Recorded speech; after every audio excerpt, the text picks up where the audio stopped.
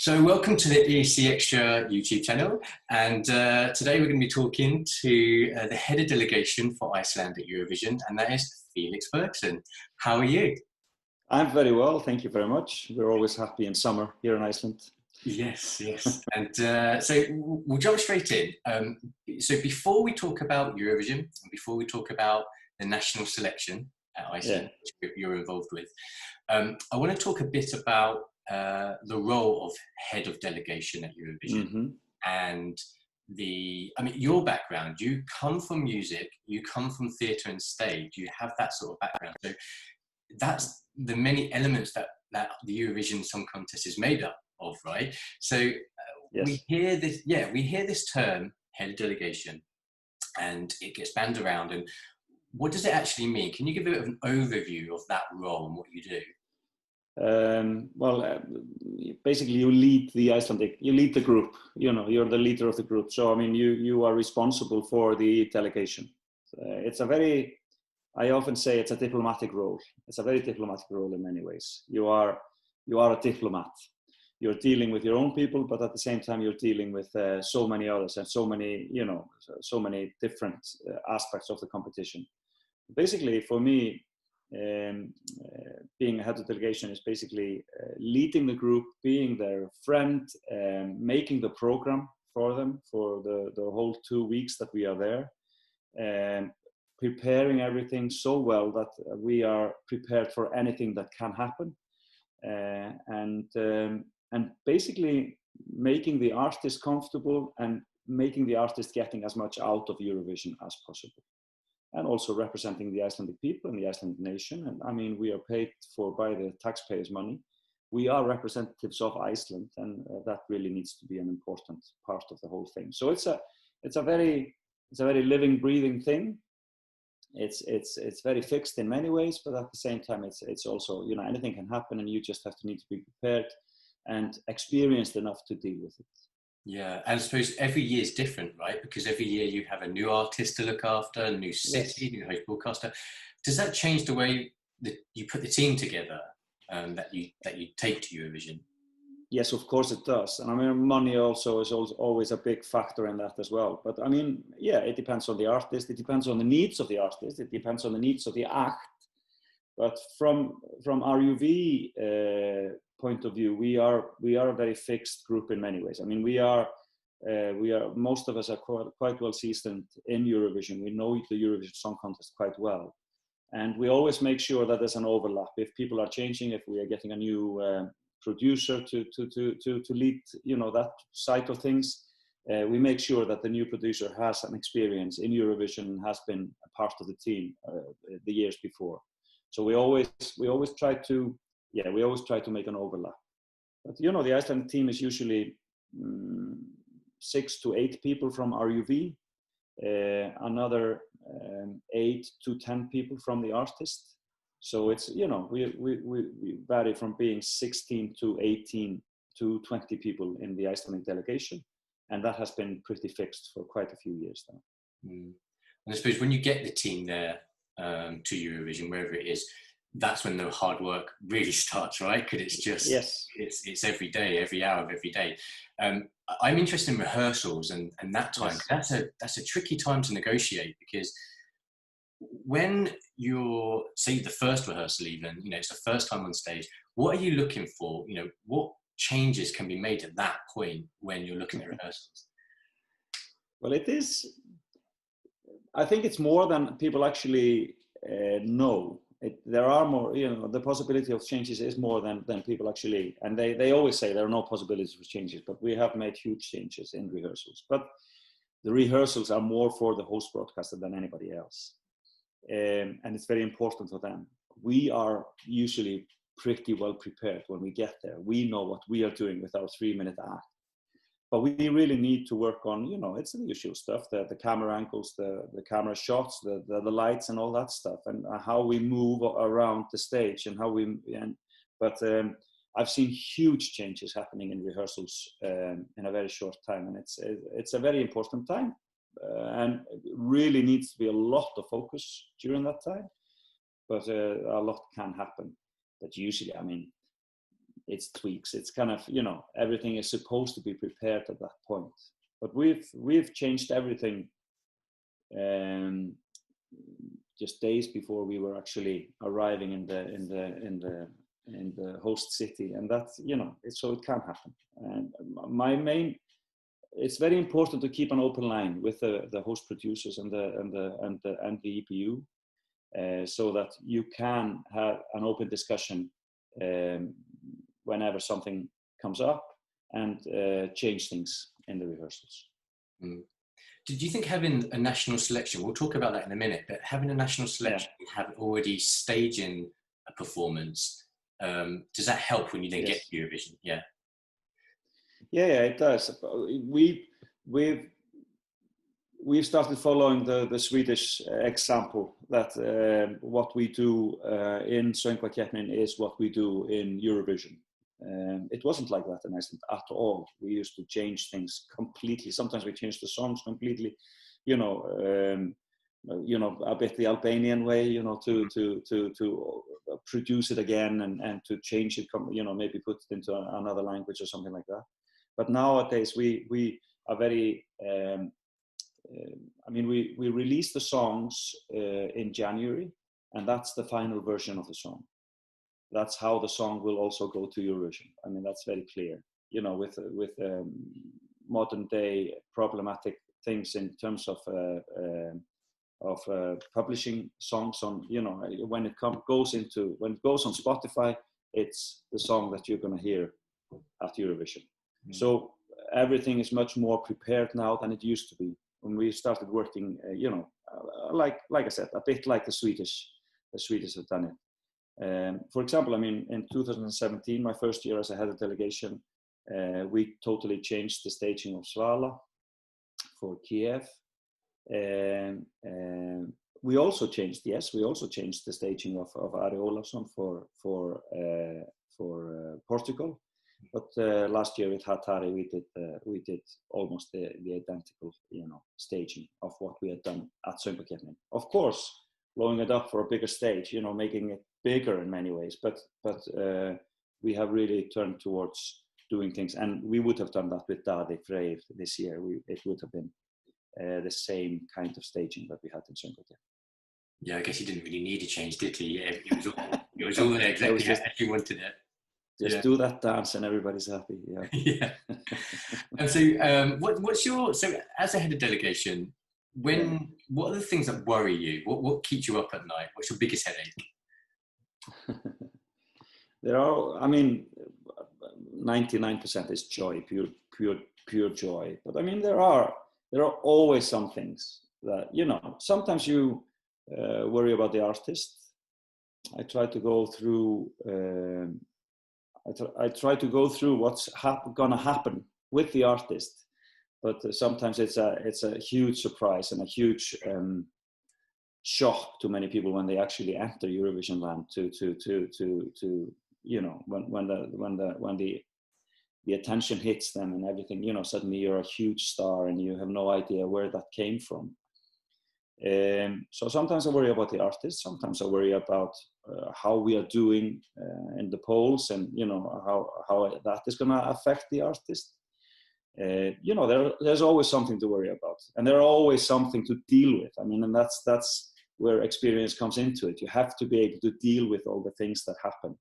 You know, be it a bus that doesn't arrive, or being it that your artist is breaking the rules of the competition. You just have to deal with these things and work with the host broadcasters, work with everybody. And yeah, there are things that keep me up at night, but you know, it's just so different. I mean, I go to these events, I go to Eurovision, I meet all my friends, and we have a lot of fun, but I don't really see the city, or, you know, usually it's just hard work 24/7 for the 2 weeks that we are in there. And of course there are going to be problems, you know, just like who's going to go and buy some apples to have in the dressing room, you know. It's like, you know, all these things need to be dealt with. Yeah. And it's just, you know, but mostly it's pure joy. And usually people who are taking part in this are really into it. They want to do well, and and you can't ask really for more. I mean, that's so much fun to work with people like that. I suppose sometimes there's some stories you can't really tell, so they're like, you know, I've spoken to other head of delegations who've said, you know, can't say anything now, but you know, I'll write a book, you know, when I retire, and then we can say the funny things that happen. So I'm sure you've got some stories yourself that you. yeah. There are a few stories, but you know, no, but I keep them to myself for the time being. But there are, of course. I mean, it's, you know how it is. I mean, it's like the theater. I mean, it's this life-threatening danger all the time. You know, it's like, you know, you have the sword hanging above your, you know, it's like we're gonna die any minute, but you know, it's just a TV show at the end of the day, you know. But there's always this kind of, you know, everything is so big, you know. It's a big deal. It's just sorry. It's a big job. Yes, it becomes like a, yeah, it becomes like a, it becomes like a 2-week real drama, but it's great fun. And talking of big jobs, and it's a bit of a cheeky thing to ask, but I love asking this. Have you, or would you ever consider the role of executive supervisor of the EBU?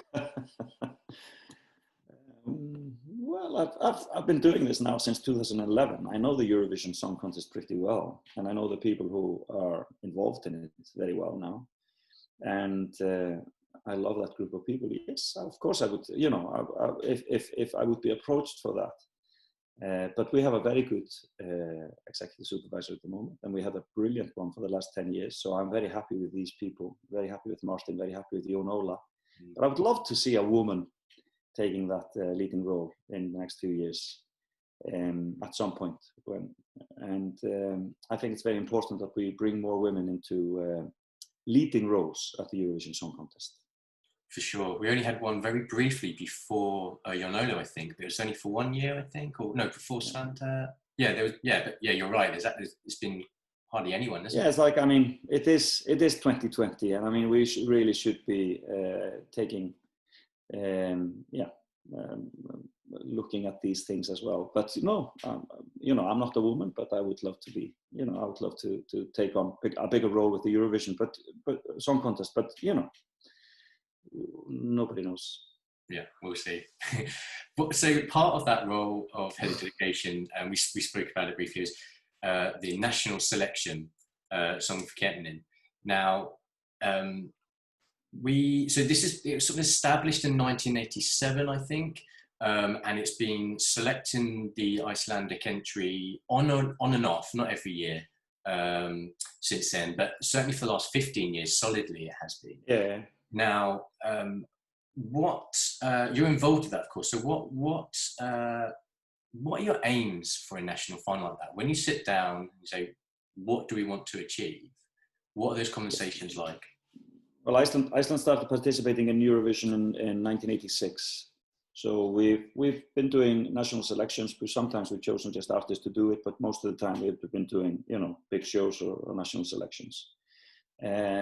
And the show has really grown, and it's really big today. I mean, we took the big step on the 30th anniversary in 2016 to take the show into a big sports hall, the final, and now it's a huge thing in Iceland. It sells out, and everybody wants to be part of it. So we really are very proud of our Söngvakeppnin. But the big aim from minute one has to be to work with the Icelandic music industry and to make it an opportunity for the Icelandic music industry to show what it can do, give young people opportunities, young Icelandic artists that are working and living in Iceland. So we have strong rules about that. The songs need to be written by people who are here in Iceland, either Icelandic citizens or living in Iceland. And we want the performers to come from here as well. So basically, that's the big aim, to work with the Icelandic music industry to make that stronger, to make opportunities for people who usually, you know, weren't getting these opportunities, stuck here on a rock out in the ocean. So yeah, we are. That's the big aim, and also to make entertainment for our nation. I mean, we are a public broadcaster. We are spending a lot of money on this. But the nation loves our pre-selection, Söngvakeppnin. and we're getting incredible ratings, both for that and for Eurovision. So we just want to keep that going as well. And that's, we feel that a responsibility to keep that going and to keep the people happy and entertained. And it's a big family thing in Iceland to watch Söngvakeppnin and Eurovision. It's exactly like Eurovision. I think in a lot of countries it's like that, isn't it? Yes. How do you select the songs then? Because I know these things aren't as simple as songs are submitted, and they're put forward.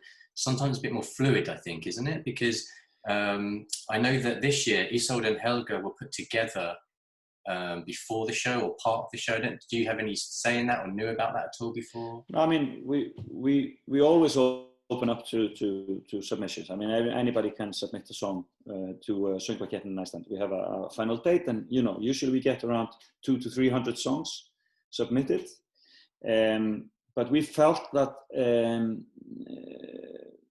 I mean, we have a small music industry. We felt that we were not getting as strong songs as we wanted into the this part where people submit songs. So we have approached, in the last few years, we have approached certain songwriters and asked them for songs, and this has worked out pretty well. So we probably will continue this.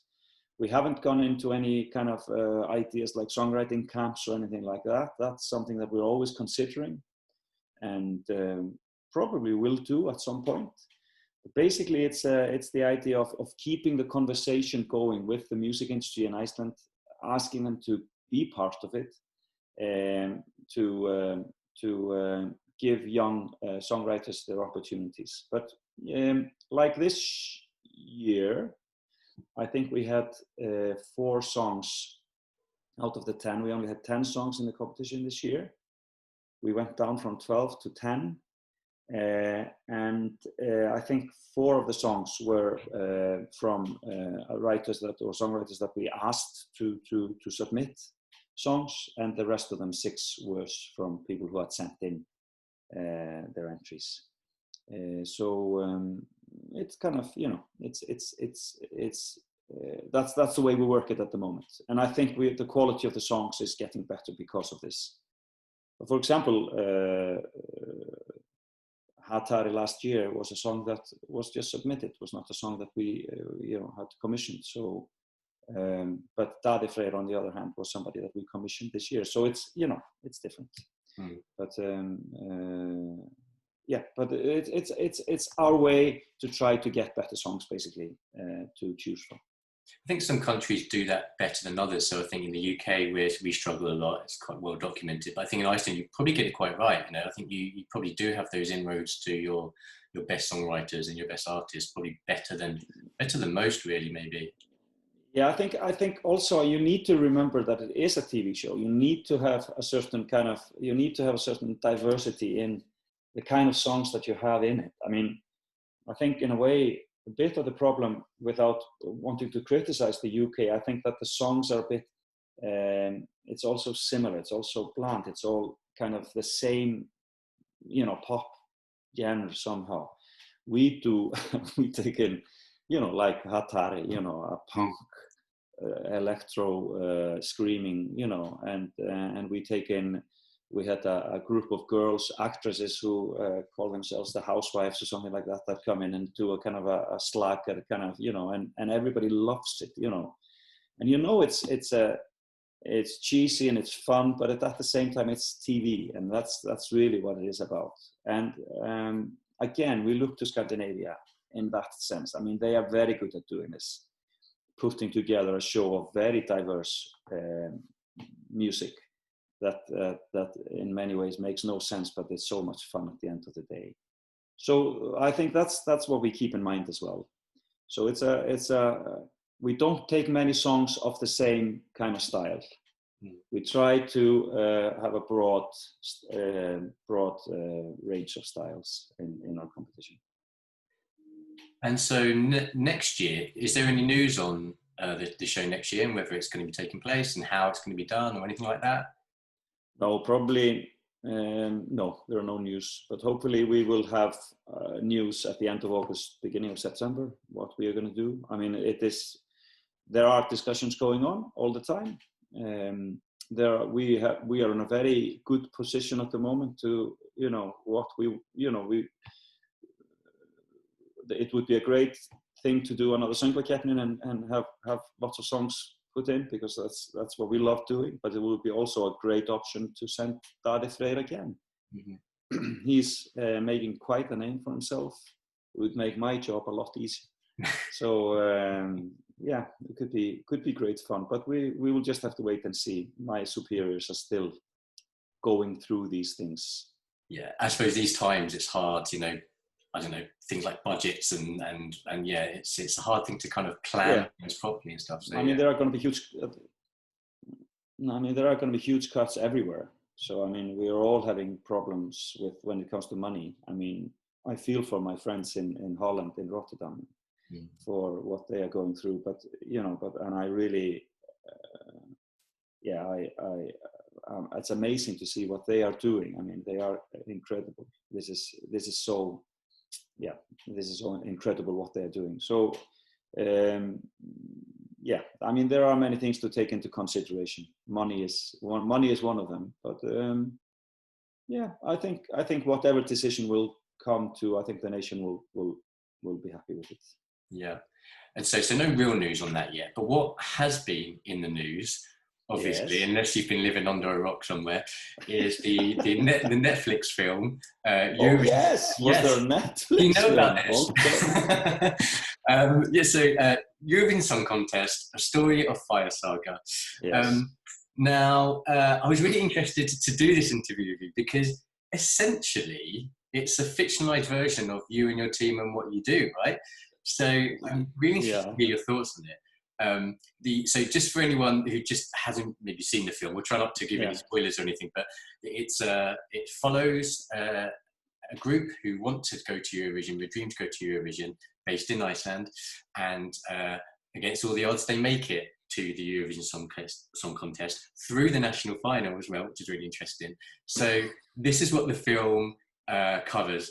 I'm interested to see, because obviously it's portraying you and your team, and I'm interested to see what you think about it, because also, just as a sidebar, it's in the film, Eurovision is set in Edinburgh, and didn't you go to university in Edinburgh as well? Yes, I studied drama at Queen Margaret University College in Edinburgh. So you're so linked to this film.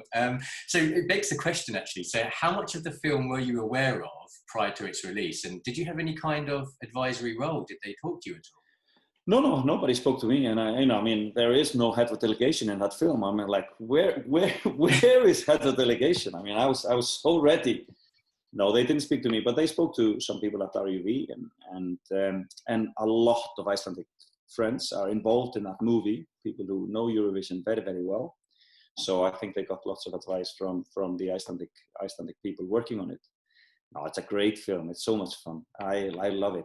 And like you said, it's an extra plus for me to see Edinburgh there as well. I mean, to see a car chase through Edinburgh is great fun. But I think Iceland is very happy with it, and especially people in Húsavík. Yeah. I was going to ask you, actually, because there's certain things. I mean, when the film was announced, everyone was a bit, fingers crossed it's going to be respectful, and it's going to be, as soon as you know that Will Ferrell is involved, you think, well, he does very specific types of film. So hopefully, but I'm interested to hear what you think. So I'll break this down a little bit. So what are your thoughts on the way that the film dealt with Iceland and Icelanders? I love it. I think it's very, very funny. I mean, the whole elf thing is very funny. And they use a lot of Sigur Rós music in the film, and so music by Icelandic artists, which is very, very, which comes out really well. Of course, I mean, the names are wrong, and the names are some kind of Swedish, versions of Icelandic names, and and the accents are horrendous. But that's part of the fun. I mean, it is fun. I mean, and And people, you know, some critics here in Iceland have been taking it very seriously. I understand the BBC critic was, you know, very offended on behalf of Iceland. He doesn't need to be, because I don't think majority of Icelanders are offended at all. I think people find it just very, very funny. And I mean, it is a fact that we love Eurovision, and we love cheesy Eurovision songs. And, you know, Ja Ja Ding Dong is just a typical song that will be played in an Icelandic pub on a Saturday night. So, you know, don't worry, that is very funny. No, I mean, and the country is beautiful. Don't you agree? I mean, in the film, the country is just absolutely beautiful. I mean, the setting for all this nonsense and all this foolishness of Will Ferrell and Rachel McAdams is absolutely brilliant. I mean, it's so beautiful that you want to visit these places. So we feel it's a 2-hour PR for Iceland. So we are very happy with it. I am very happy with it, and I loved seeing my friends in that film, playing the people at RUV and the head of the National Bank and whatever they're doing. And my friend Hannes Oli, who came up with a joke of screaming, "Play Ja Ja Ding Dong" wherever he went, and that's so funny. And it really, and I mean, that's just, I understand that was not in the script originally. It's just an offer that he made, and they found it so funny that so they put him in the film all over the place. And this is how you should do it. I mean, it's gonna be a cult thing before you know it. So I'm very pleased with it. We are very happy in Iceland. And I mean, it was a great substitute for a year of no Eurovision. Yeah, it's a good bit of fun. What do you think about, did it, the Söngvakeppnin, it was kind of meant to be Söngvakeppnin, wasn't it, I suppose, in the film. They did the national selection. It was obviously on a smaller studio. So, and there were some people involved there, some production. How did that come across? Was that kind of real, or did it... Well, nothing is real in that movie. I mean, everybody who knows Eurovision knows that, you know, when they turn up in Edinburgh, 2 of them with a guitar, you know, checking into a bed and breakfast, that's not, it doesn't work out like that in Eurovision. And when they just walk on stage and change costumes while they're at it, and, you know, it doesn't work like that either. But yeah, I mean, so nothing is real, really. But I thought there was, what I liked and was so happy about was that there is love for Eurovision in it. There's love for the emotion and the drama and the you know, and what Eurovision is. And there was definitely a love for it, and I was really happy with that. That made me, you know, that made me calm when I was watching it. I could feel that he understood. And I mean, they are ridiculous characters. They don't know if they're a brother and a sister, but they are real characters. I mean, these people completely exist. People who just have the biggest dream in the world is to compete in the Eurovision Song Contest. And they exist in Iceland, and they exist all over Europe. And we should remember that Eurovision is a really big thing for so many people. And it's a European thing that we should really, you know, keep as ours, and this is for us in Iceland, living so far away from everybody else, a huge connection. We feel really connected to Europe when we compete in Eurovision. So I could feel that love in that film, and I liked it. I like that. Good. And the songs are great. I mean, they are, some of them are quite brilliant, actually.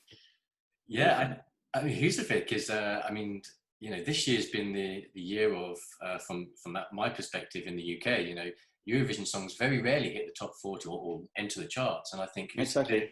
And Daddy Freya's song, they came to our charts this year. So exactly, it can only be positive. Totally. And I mean, you know, and for him, this has been a very incredible journey, because the song has gone viral everywhere. I mean, it's, you know, the last thing I saw on Twitter this morning was Japan is waking up to it. And, you know, so it's like really happening everywhere.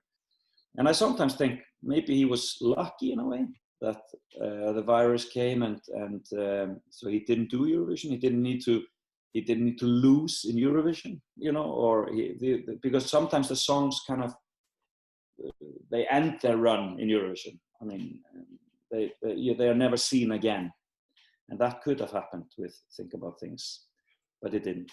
Definitely. It didn't. And I want to kind of get your view on this actually, because there'll be people that will disagree with this, but I think by and large, I think Iceland were favourites to win and probably would have won. What you can't be unaware of that, of how big it was. So were you thinking, okay, it's cancelled, but were you thinking, we really, really could win this year? Yeah, of course. We always think that, you know, we're in it to win it. No, I mean, we really thought about that, and we are prepared. If we win, we are prepared. And we have been through the options here in Iceland, and we would be very happy to host Eurovision Song Contest one day. We will, one day. Hopefully. So let's talk about Eurovision then, itself. And you mentioned it before about the Eurovision love in Iceland, and it's so astonishing to me that the last contest, 2019, 98% of the Icelandic population watched Eurovision. I think that's the Saturday night of Eurovision. And that's not a one-off. That's consistently every year. Iceland has high percentage watching that. So what does Eurovision mean to Iceland? I mean, you touched on it there. Is it the connection to mainland Europe? Yeah. Well, I mean, the number is 98% share, which means that out of those watching television, 98% were watching Eurovision. But I think the actual viewing figure is something like 70%. But that is, I mean, that is unheard of. I mean, it's like, and my colleagues always look at my numbers and just like, you know, it's the craziest number they can see, because you don't see this anywhere. Right. But anyway, I mean, it is playing with the big boys. We are a small nation. We want to be on the big stage. We want to compete in football and handball and basketball and all these, you know, and rarely we get an opportunity to compete with the big boys. But when we do, we really grab the opportunity and love it. And then the whole nation is in it with us. So it is that. And also, like I said, the connection with Europe is more important than we care to admit sometimes. So that is also another part of it. And then it's just a sense of national pride. We are proud of our artists, and we are proud of our, you know, of our young people. And the fourth thing is that it's a family thing. It's a huge family thing. And I think in general, Icelanders are pretty good parents. The kids love this competition. They love the songs. They learn them, and they take, you know, part in it. They have their favorite numbers, and they really follow it. And the parents just come along with them. So they make parties. Families come together. There's barbecue and lots of unhealthy food. And sweets, and everybody watches it together. So I think that's also a huge thing in it, the entertainment part. Sounds perfect. Mm-hmm. What and another thing that is astonishing to me actually is that in recent years the results for Iceland at Eurovision haven't been the best. No. Which is odd, because sometimes the artist, you can say, okay, maybe that was always going to be borderline qualifier, okay, no.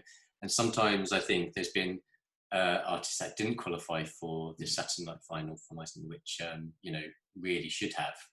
Yes. So what I'm interested in is when things don't go right, or when things do go right, actually, how do you assess that? Is there any mechanism in place? Is there feedback, or what do you do when, for instance, things don't go right? Yeah, I mean, we always do our debrief. We always go through it, and we try to understand what happened. We do that. But I mean, it is very difficult to get into top 10 in Eurovision. It is pretty tough. And us in the UK, we know that very well. Yeah. And it is not like, it's not a walk in the park. And and it's just like any other art. You can hit a vein, and then you can, you know, and then you don't. I mean, you can hit, I mean, Greta Salome is a very good example. I mean, 2016, I mean, a brilliant staging, in many ways, a brilliant song. too dark probably, and therefore too difficult for the viewers watching the semi-final to vote for it. It was too dark, too melancholy. At the same time, I thought it was absolutely brilliant. And 3 months later, you see it at the MTV Awards, almost the same kind of identical staging by Britney Spears. And it's like, you know, if it's good enough for Britney Spears, why isn't it good enough for Europe? You know, so it's kind of, it's always, you never know really. So yeah, we try to understand it. We try to you know, we just try to do our best every year, but we always have to work with what we have. And at the end of the day, it's the nation who chooses the songs. And we've had some disasters there. You know, the choice has not been right, you know, and that's just something that we have to deal with. And because we are representatives of our nation, and the nation needs to decide at the end of the day. So yeah, it is, we go through it, and we change the rules a little bit every year, or look into it, how we can alter things to make things a little bit better. I mean, we did really well from 2008 to 2015, always in the final these years, and many great songs, even though we were not always in the top 10 or anything like that. But you know, we were very proud of our what we were representing. We were still very proud of what we were representing, what we put forward in the years that we didn't make it to the final. But you know, but last year we made it back into the final, and that was a really good feeling. I mean, we really needed that. Yeah, the last 2 years have been really good actually, because as I said, I think you would have won last year, and also as it had to, they completely, was it 10th? That was 10th place, yeah. And we were very happy to be in top 10. I mean, that was something that we aimed for, and we were very happy with at the end of the day. But you know, it's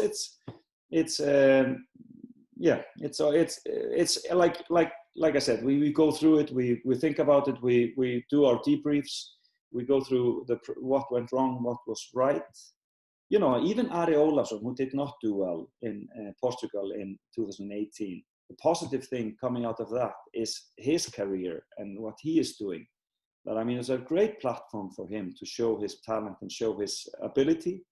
He's been studying in the UK and the Royal College of Music, something like that. And he is also on a full scholarship. So he has a great career ahead of him. And I really felt that Eurovision was a really good thing for him to do, to try, and to you know, even though he didn't do so well in competition. There are always positive things as well. As you know, Svala has had a great career in Iceland. She was always living in the US. She came to the Eurovision in 2017 in Kiev, and has since moved back to Iceland and has a great career in Iceland, doing really well, very popular. And so it is, there are always pros. So we look at those as well. Yeah, we have that with Suri in the UK in 2018. Exactly. You know, she's come back to the UK, and all the Eurovision community just absolutely adore her. So she's brilliant. Yeah. And so I mean, and you have had artists. I mean, what's the name of the girl in the shell in the Lucy Jones. Lucy Jones. I mean, she seems to have a flourishing career on stage, and I mean, she's brilliant. So I mean, it needs to be, you know, the positive things needs to be taken into it as well. For sure. Yeah. So it's ever evolving, as you said. You know, talking of rule changes. I think previously, I think back in 2018, I think in an interview I heard you say that you were kind of against having recording of backing vocals, also live, as opposed to live vocals. Yeah. So obviously that's now a rule change that for 2021 has come into play. Yes. How do you feel about that? Is that something you still feel the same about, or do you see the reason? Yeah, I do feel the same about that. I do feel that we should have the backing vocals live. I think we should not make it a complete karaoke competition. I understand why they're doing it, and I understand. I mean, this has all been discussed, you know, between us heads of delegations and between the people in Geneva, and it's a great opportunity for those who want to cut down a little bit on cost in 2021. But I really hope they don't keep that rule, because it needs to be a singing competition, and it needs to be a song competition, and it needs, you know, I feel it needs that kind of, live feeling also in the backing vocals, definitely. Yeah, it's that single thing, I suppose, that Eurovision is really known for, isn't it? I mean, I can see why we don't have an orchestra anymore, because that can be quite limiting, especially. But yeah, I see what you mean. No, I mean, I really miss the orchestra. I mean, I went to, I was part of the international jury in Albania, in Tirana, in December. And I mean, that is amazing. I mean, it's amazing to have a live band like that. I mean, the energy is incredible. And I had never experienced it. So it was really, I was like, oh yeah, that's what it's about. This is amazing. And it is amazing. So it's such a shame that we don't have it anymore, but it's totally understandable. 42 songs or whatever you have, in a way, it's like there's no way you can do that in a proper way anymore. So I miss it, but that had to go. But I don't think the backing vocals have to go. No, not at all. No. And so on to like 2020 contest cancellation. Okay, we're very sad about that. So because we've missed out on so many opportunities to see our, you know, the artists and what we got, the songs, which is great. That's the important bit. But we didn't get the actual staging and how things are going to be presented on stage. So I kind of wanted to see, was there anything you were going to change from Daffy's Söngvakeppnin performance to the stage of Eurovision? You said that you probably won't change it a great deal. No, we wouldn't have. No, we were not going to change anything really. And Daddy was very forward about that. He didn't want any changes. We did discuss using certain elements on the stage. I brought it back from the head of delegation meeting that was held in March, just before everything closed down. I brought back the ideas of using the stage a little bit more, using the new things in the stage that are very exciting. But he said no right away. So that's where we were at when we were cancelled. So no, we wouldn't have changed much. He seems like quite an easy guy to work with, actually. He seems quite laid back. He seems, he's very clear on who he is and what he's about. I think totally that much is clear. I suppose, were you looking forward to working with him during Eurovision? Oh, yeah, I haven't. I mean, compared with all the drama that COVID has brought, that's nothing. But I was very, very sad not to take them to Eurovision. I was so looking forward to it. They're all from the countryside. They're all from the south of Iceland, same kind of area that my husband comes from, and they're just absolutely brilliant people. With both feet on the ground and very, very grounded, but great fun to be around. Very artistic. The backing vocalists are absolutely amazing. One of the backing vocalists is in a great band here in Iceland, Kiriyama family, and she's doing. I mean, so I was really looking forward to work with these people, and I could, I could see the parties and everything that was going on in my dreams, but unfortunately not this year. Hope, maybe next year. We'll see. I think the good thing about that, though, is that Dathi has never had more people listening to his music right now, right? So he's never been more popular than this. So I suppose that's the one positive that. Exactly. I mean, he's doing next year. He's doing a sellout tour in the UK in end of April. So if he was going to Eurovision, he would be, doing these sellout shows end of April and then going straight to Rotterdam. So that would be, that is a totally new, new scenario for us if that would be to happen. I have to say, at the London Eurovision party, obviously we invite lots of artists over, and it would have been incredible to see. Some acts, they stand there, they sing, they deliver, it's great. But there are some acts that you just want to see because they've got a little something about them. That would have been brilliant at the London Eurovision party, I'm sure of it. And I mean, he's doing the final of Melody Festival next year. That was his award for being the favorite in Sweden. So that's going to be also, I mean, that's a huge thing to be in Melfest in the final. So yeah, you know, and he's great live. He's brilliant live. He's brilliant. But I love the Eurovision party in London. It's always so much fun. Café de Paris, it's so much fun. Love it. I'm quite lucky. I get to work the bar, so even though it's quite hard work, I get to like see everyone drinking and having fun. And it's brilliant. It's a great vibe, actually. So. Seeing the fans and friends from all over the world. Everybody comes to London for that. Yeah. No, it is great. Great. Fingers crossed for next year. We'll see you guys. Yes, exactly. Yeah. So I want to finish the interview with still Eurovision related, but just kind of how you feel about things about Eurovision. So. Want to ask what your favourite Eurovision song is? Oh, that's a big question. Well, actually, I have had a favourite song through the years, which is "Love Shine a Light." By some reason, that is a song that has always. I mean, I do a lot of radio and I play that song a lot. You know, that's kind of a song that always comes back to me. But there are definitely other songs that have kind of. Undo was Sanna Nielsen was a song that I really loved, and Kettvision. Do you remember that song from Hungary? Yeah, absolutely brilliant. A Monster Like Me, that's from Norway. So you can hear. I mean, this is the songs that have been coming in when I'm involved in the competition. But then there are. I mean, there's so many songs, but these, I can mention these. Yeah, of course. And what is your favourite, I suppose, moment or experience at Eurovision? Because obviously you have a unique perspective because you've been there. Mm-hmm. What's that one moment that you think I will always take that away with me?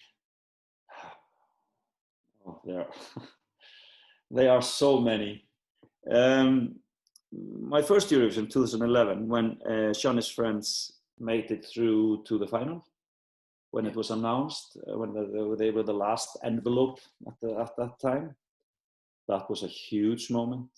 And quite emotional, I suppose, as well, wasn't it? Because of very emotional.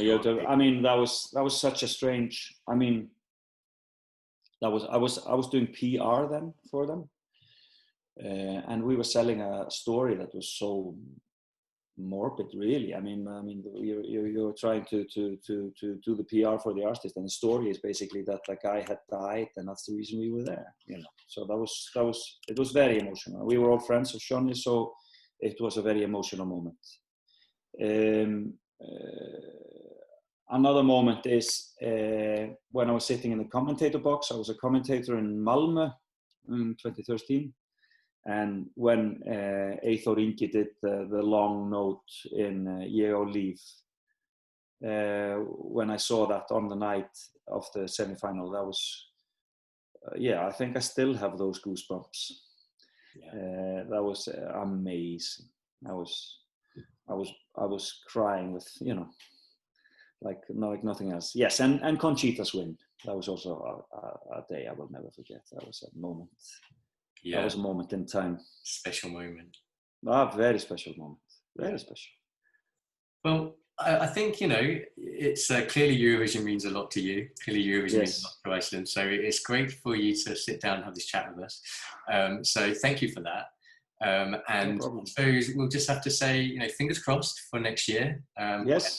Whatever happens, whoever you bring back or whoever wins Söngvakeppnin, however it works, we'll look out for it. And we'll see you next year then. Thank you very much, Matt. Nice to see you. Cheers. Take care. Bye.